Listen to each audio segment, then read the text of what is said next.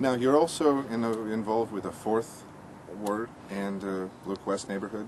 That action team, yes. Action team. Do you feel that that's moving in the right direction? Do you there's some progress there, or are you more concerned about it than encouraged?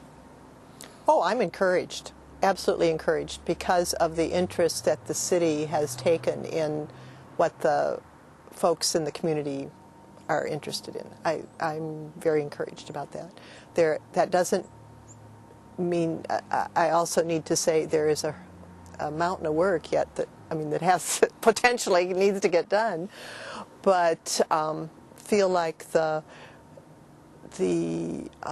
neighborhood services person at the city has been very helpful. And so you feel that there's a successful partnership there going on between the right, neighborhood action right. team and the city. On the continuum of where we're at, we're still very much at the beginning. There's, we do some little things, the big things that are still, we're still figuring out how to help them happen.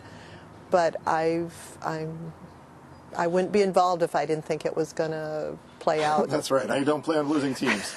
Well, I feel I value my time, and if it's not something that is going to result in some preferred outcome, then I'll let somebody else spend their time, and I'll go find something else to do. Now, something that was interesting to me is part of the comprehensive plan, part of the neighborhood plan is emphasizing the strength and the identity of the neighborhoods. Mm-hmm. And yet, at the same time, we're a growing city that needs to have its own identity. How do you feel we can maintain that cohesiveness as a community for the whole community, and at the same time maintain a cohesiveness and identity for each specific neighborhood? Well, my answer to that is that you can't have a cohesiveness as a city if you don't have cohesiveness within the neighborhoods. A husband and wife are not going to have a successful marriage if each is not strong on their own. We have to each bring strengths to the work, and if the neighborhoods feel empowered and encouraged, then they can work together more effectively than if they feel neglected and ignored. So it's a union of kind of strong partners. Mm-hmm. That's what I see. Study circles? Mm-hmm. We just finished a study circle at the Senior Center, and came up with 3 specific action plans for it. Which are? Well, I'll tell you that later. Okay. And we're starting another one Tuesday at the Tagos Leadership Academy. And for the last 5 years or so, the Diversity Action Team has been sponsoring these discussion groups, which are 6 weeks long, 2 hours a week, specifically on the topic of race relations and overcoming racism. And if people want to get involved in a study circle, how do they contact you?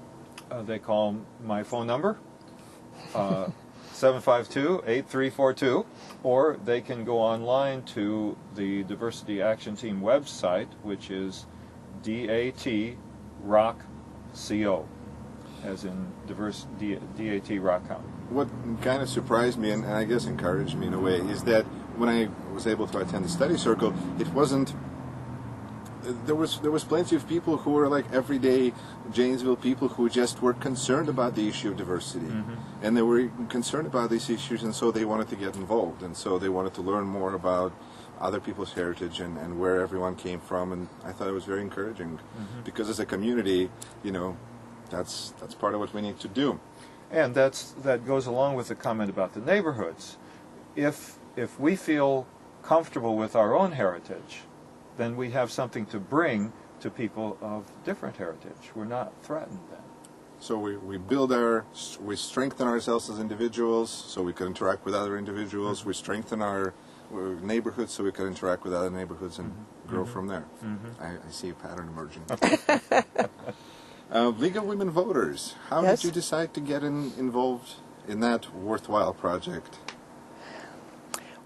I was asked by somebody who belonged, and I have always had an interest in government and how things run, and had never participated in any way in the past other than read the paper and try to keep up on things that way.